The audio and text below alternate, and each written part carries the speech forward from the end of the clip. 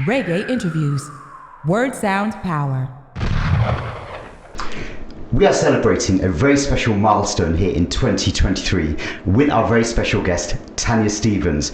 She's ready to thrill her fans today at Reggae Jam 2023. I want to give a warm welcome to you. Thank you very much for having me.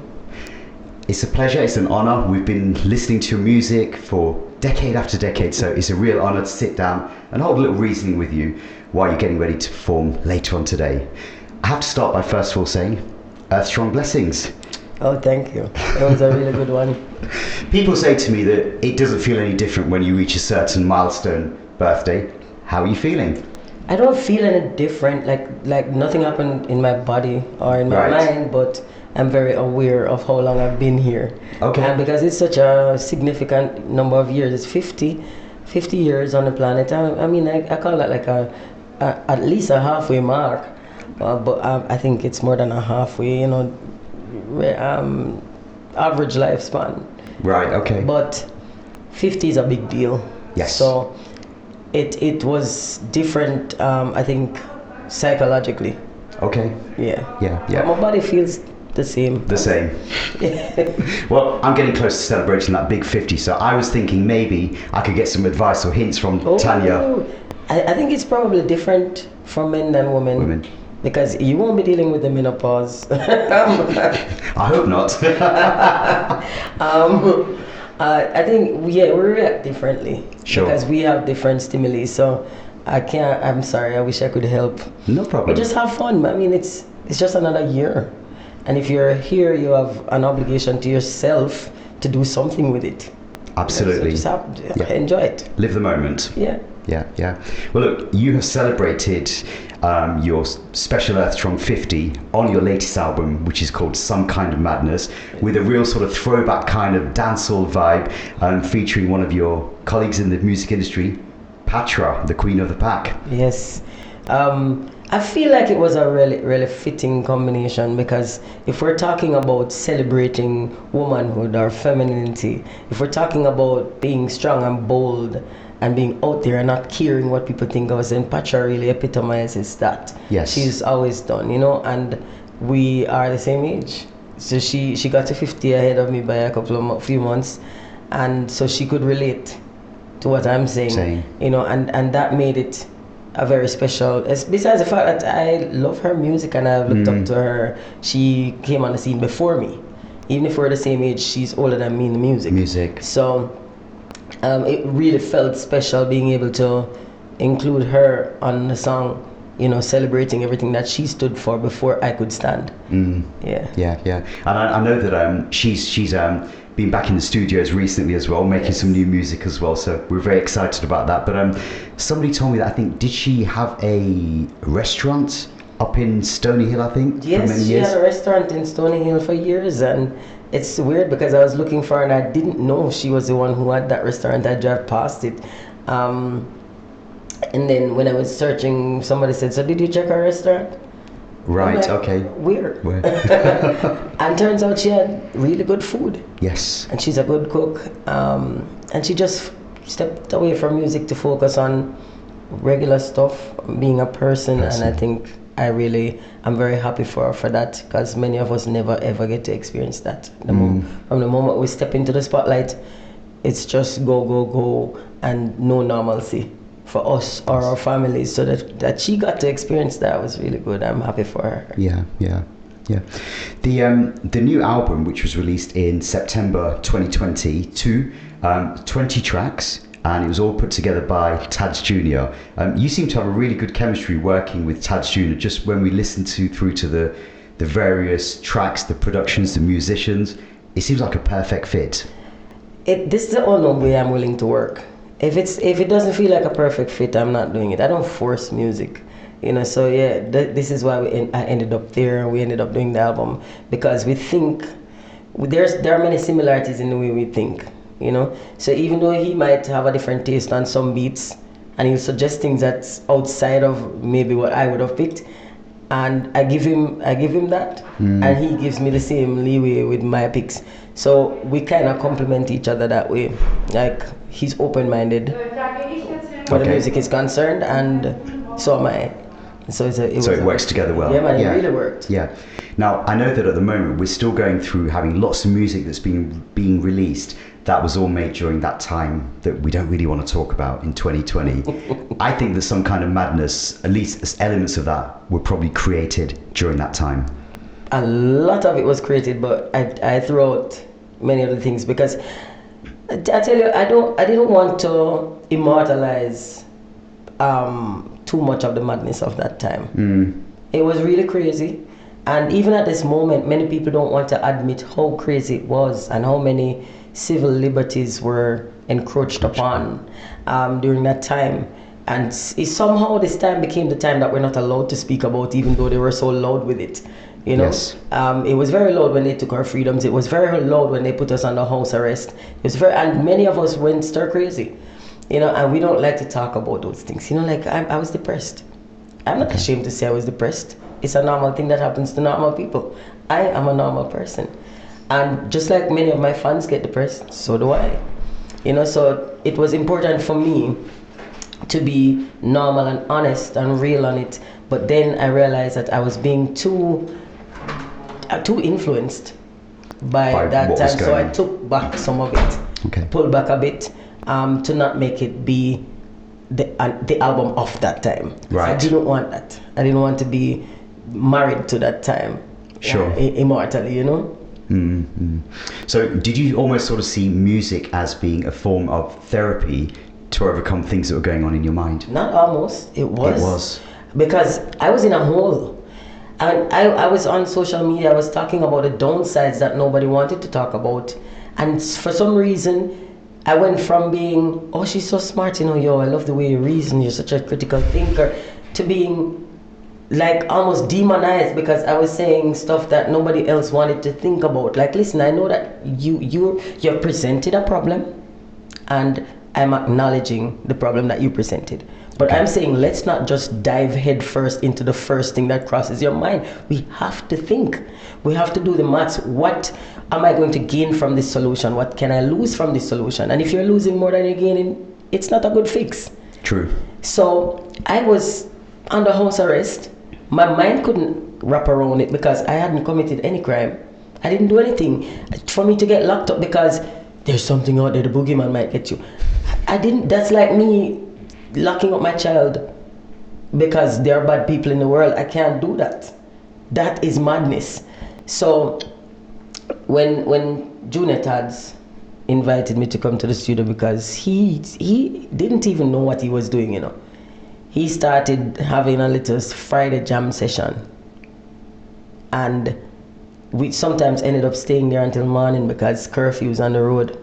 And some people, we just listened to music, made music, and he would cook some jerk chicken, he had a fire. Okay. The gray hair man fire came over and roasted fish and jerk chicken, and that became our first point of entry back into real life. Many of us, especially me, that's when I started to get back normal, because I was going crazy. I mean, you know, this thing happened when I was just about to go on a US tour, which to date still hasn't been rescheduled because, you know, it got so skewed. And I canceled when I heard them throwing the big word around, the demic. But I canceled because I didn't know what was coming, and the mere fact that so many world leaders were using this word, I didn't want to be stuck anywhere with a bunch of adults I'm responsible for and not be able to get them home. So when I postponed indefinitely, some of the promoters started to curse us out. But then when immediately after the first show, the place was locked. And so many of them came back and apologized. Okay. Yeah. The album title, it's very thought-provoking, just as in the same way as which your lyrics are, but I'm sort of feeling that there's more to the title, some kind of madness, than what we've just spoken about. Yeah. From Tanya Stephens' point of view, what does some kind of madness look like in today's world? Humans. Humans are a crazy species. I know that I am a member of this species, but I don't dig us. I'm not fond of the human animal. It's the most self-destructive animal on the planet. The one that is dedicated to destroying itself. It predicts cataclysmic events and then it spends all its time trying to make them come true. If this isn't madness, nothing is. So I'm not really fond of the humans, and I've dedicated most of my life from childhood to observing us. And I notice us, the things that we do, the self-defeating things, you know, the conflicting things, the I love you with the but I'm gonna hurt you. Another song, the title actually represents a song which suggests that love is some kind of madness. I'm sorry. Which I do think the way we represent ourselves in love is mad. Because couples hurt each other all the time. Physically, emotionally, psychologically, we do so much. Financially, we hurt each other from the moment we say, let's embark on a relationship. And that ship, we spend every day trying to torpedo that ship. So for me, it's really some kind of madness. Okay. You know, everything about life as relates to humans. Yes. The other animals, I can dig them. The other animals make sense. The humans, none. And I guess that you've been on the road, you've been having promo tours in the UK, you've had Sunfest recently, you're here in Europe, and I guess that you probably witnessed more examples of the madness. Oh yes. I mean, it's across the board, and I'm learning to identify my position relative to the other madness that I see going on. I have some of my own brands of madness too, so it's not even like I'm in a position to judge us really. But in observing everybody else, I have also made the conscious decision to observe myself. And if there are things I see in myself that I wouldn't be comfortable with in somebody else, then I try to change it. I mean, there are always things. So yeah, that's where I'm at. So I guess what you're really saying is that you go through these periods of self-reflection. You have to. There's no other way to grow except to actually take a hard look at yourself. Sometimes it's painful, you know. You don't want to think that you're this person. I'm not a monster. I know I'm not a monster. But and some of the things that I see in myself that I don't like, they're not big things either. Maybe nobody else can notice some of them, but I notice because it is something that I don't like. And if I don't like it in you, then I'd be a hypocrite to tolerate it in me. So true. You're like a mirror. In many cases, yes, we're mirrors for each other. So whatever you see in somebody that triggers you, then you want to look deeper inside yourself to see, why does this thing trigger me so much? Yeah. And I've been doing that work for a long time, really. You know, and sometimes I take long periods of time off from music and just go sit with myself, because you know, this is something that most people in public life don't spend enough time doing. Public life is madness. Public life is madness. It is not normal for you to be on any kind of a platform or pedestal or stage, whatever we stand on, and be addressing so many people who give us permission to enter their psyche and manipulate, because that is what we do for our job, manipulation, and that is not normal.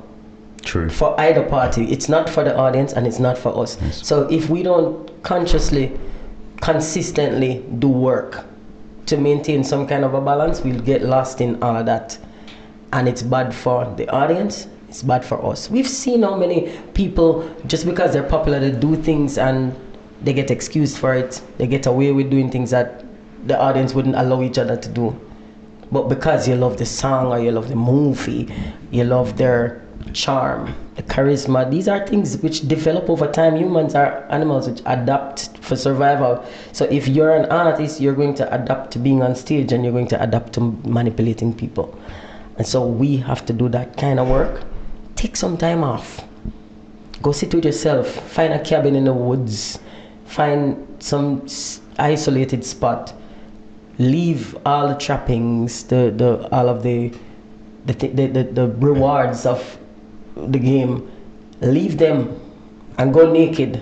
Go stand with yourself and try to figure out who you are, because if you don't do that, every now and again you get lost in this thing, and you will never know who you are.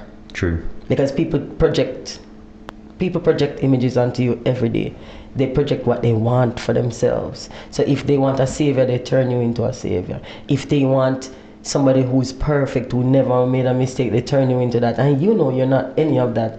And then you have this conflict of trying to be that person that it's impossible. You go mad. True, so you true. have to take time to go sit with yourself and be honest, be your worst, most harshest critic, to say, what the hell was that that you just did?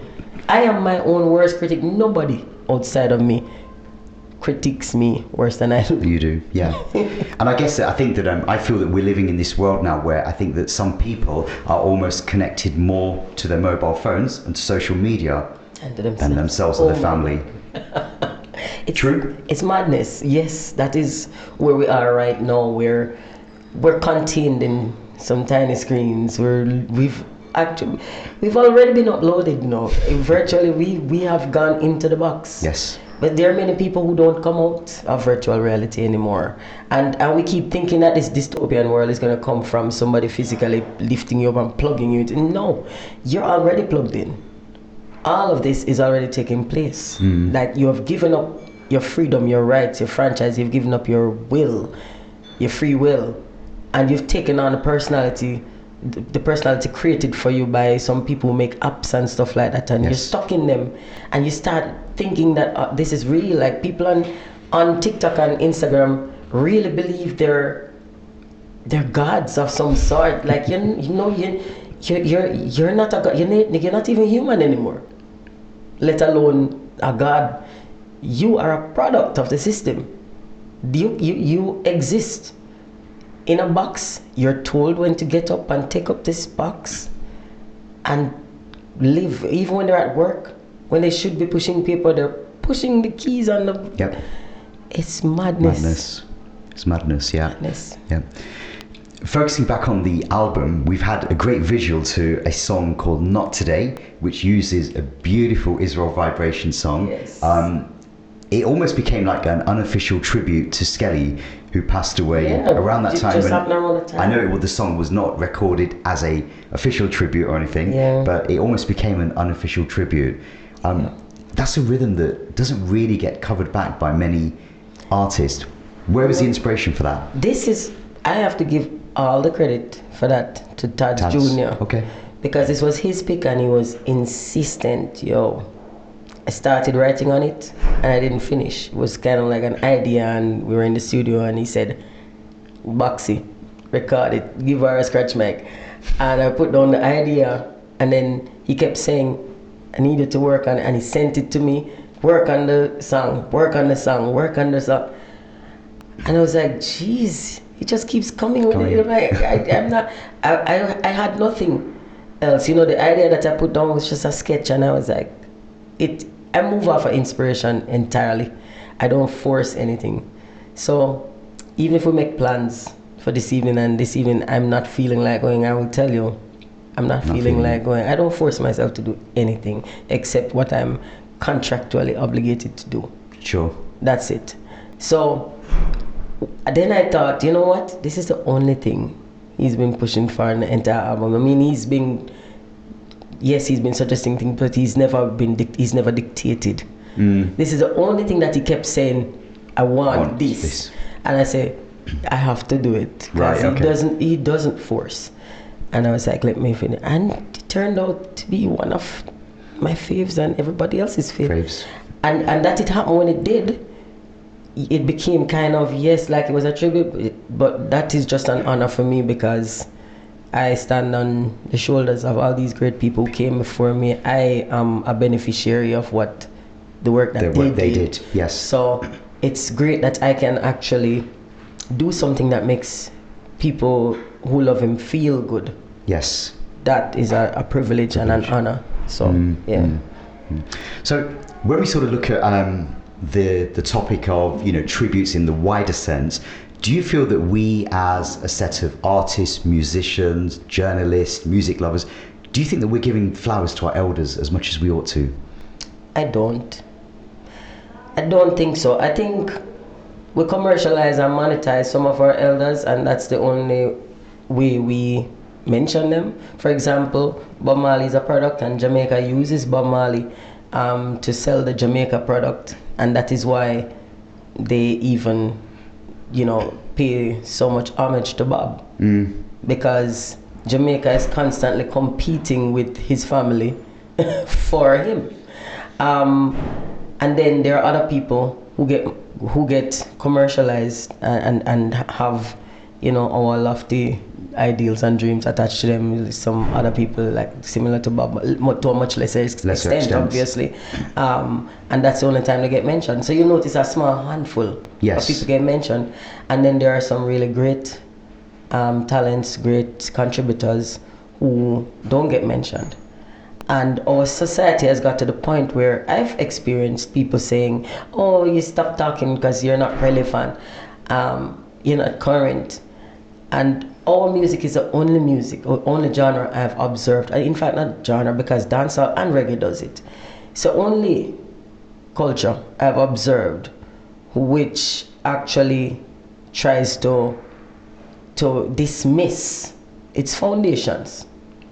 It's the only, I've never seen that anywhere else. Aretha Franklin is queen. As I've been telling Sister Marcia, we're on the road together, Marcia is the only living legend that I see Jamaican people not try to disrespect. Let me give them their props. They love her. We love her. True. And Jamaica, I've never ever seen an incident where they ever tried to disrespect her. But outside of Marcia, everybody's fair game. Everybody's fair game. I swear that I really don't think they pay homage. Like there are so many people who work their entire lives and never experienced any of the windfalls of the later years when it became more commercially viable. I don't see corporate paying homage to them.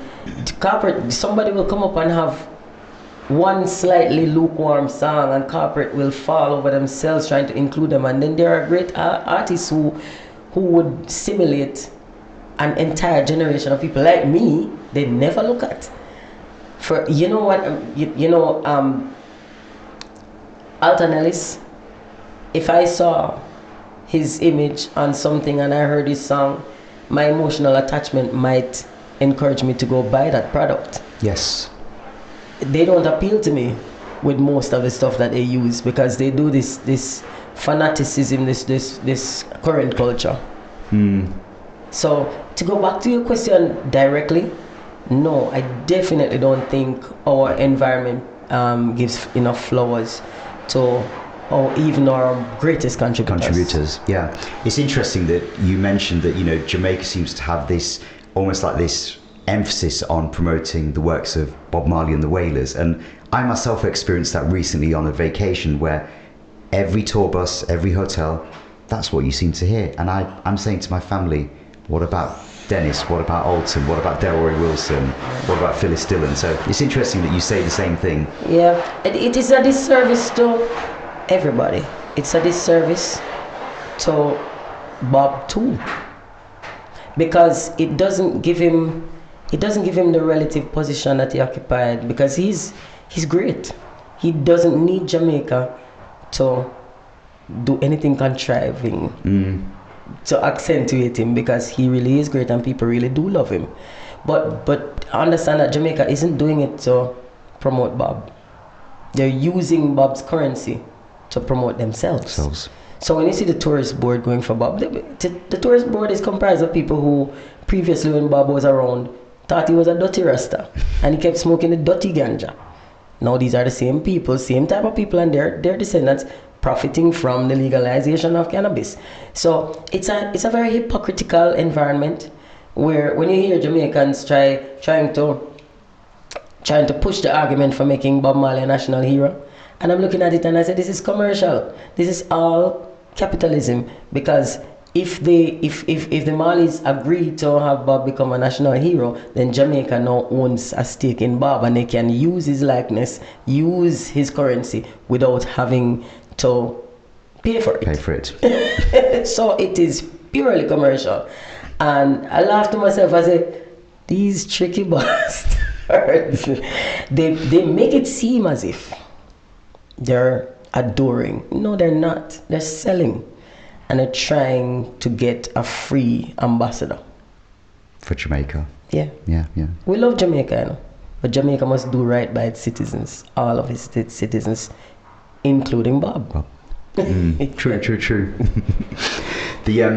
The quality of the songs on the new album is just, excellent. I mean, I'm really loving the song that you have with Nadine, Waiting Gold. And then there's like this one-way combination with Cedella Marley, Diana King, Diamonds in the Sun, and then we have Singer J on Some Kind of Madness, the title track, and then we have your daughter Kelly Shane on a song called So Damaged. Yeah, it's a wide variety of. It's kind of like a mishmash if you just take them one song at a time and look at them, but it really is a combination of all of the different parts of my thought process, my psyche, and I'm really living my dream, because the odds of me, I'm from St. Mary. I come from a small town. I'm from a poor background. I didn't grow up with a lot. So we were so poor I couldn't afford this dream. And I'm living it. It's a big deal for me, like being able to be on the same track with Big Youth. Reset. I never thought that was possible. It wasn't even something I had the ability to dream. I didn't think of it. I wouldn't think of it. Like these new artists, they will walk up to me and say, I'd like to do a song with you. I was never that bold. When I met Marcia, I couldn't even speak. I would never have said, I want to do a song with you. I didn't think I'd earned that right. Yes. I didn't think so. I thought if I said that would be disrespectful to her, to think that I could just go up to her and to just come with my newbie self, coming in at the mailroom and looking at the CEO and saying, I want to sit in your chair. That just it's unfathomable. It's rude. But that's a new attitude where people just walk up and they think you're being elitist or you're not helpful. No, I'm saying go develop your craft. Earn your space. This is the only way you're going to be a really good artist. Because if you get something synthetically, it's like having and vegans, don't come at me, just leave me alone. It's like the difference between having plastic and real leather. You kick the plastic, you kick ball in the plastic. Kids, when they get when they get a pair of Clarks, they cherish it. It's real leather, it's well made, it's strong, it looks good, it's something worth treasuring. And I'm not trying to promote Clarks, I'm just giving an example. Because when you get those shoes, which it's not even about cheap and expensive, it's about the quality that's the one. And and if you find that for a lower price, by all means go thrifting, you might find some. But this is where we are now, where it's this current culture that, and it comes back to your previous question, do we give flowers to the... No, we don't, because everybody feels like they're on the same... There's no distinction. I see distinctions every day. I'm on the road with Marcia now, and now I'm just going into child mode, and it's still new for me every single time. And we've been together a lot of times, so it's still new. The fact that I know Marcia Griffiths well enough to pick up the phone and call her, it's a big deal for me. At 50 years old, and after knowing her for decades, it's still a big deal. That I can go sit on her veranda, that she would come sit on mine, big deal. And it will never stop being and the moment it stops being a big deal, then all of this was for naught. All of this is a waste. It's wasted. If there's nothing special about it, it's wasted. And I wasted my entire life building up to nothing. It needs to remain a big deal for my effort to have been worth it. True. Well, look, I really want to give thanks for your time, because I feel that you've come such a long way from the days of the Grove Music Studio. Barry O'Hare, rest in peace. Yes. You worked with so many producers, but the ones that come to mind Bobby Digital, Fatis, Bulby, Dave Kelly, Steely and Cleve. I could go on and on, but you know, we just have to salute you for everything that you've put into music. As you said earlier, you know, as an artist, you almost dedicate your life to this. Yeah. Some of us don't even have a life. You have to make a conscious effort to have a life. Otherwise, you get caught up in this production and you're in a Truman show and you never come off set because people expect you to perform at the show, at the supermarkets, at the pharmacy, the market. People expect you to always be in performance mode, ready to take a picture, not a hero out of place. People expect you to be an actor and all your life to be a stage. So you have to actually make the effort to come out and live. True. Well, look, I really give thanks for your time. Have a wonderful show today. And we're looking out forward for the forthcoming visuals, for some more singles, more music. Just keep doing what you're doing. Give thanks. Thank you very much for having me. Yeah. Reggae interviews. Word sound power.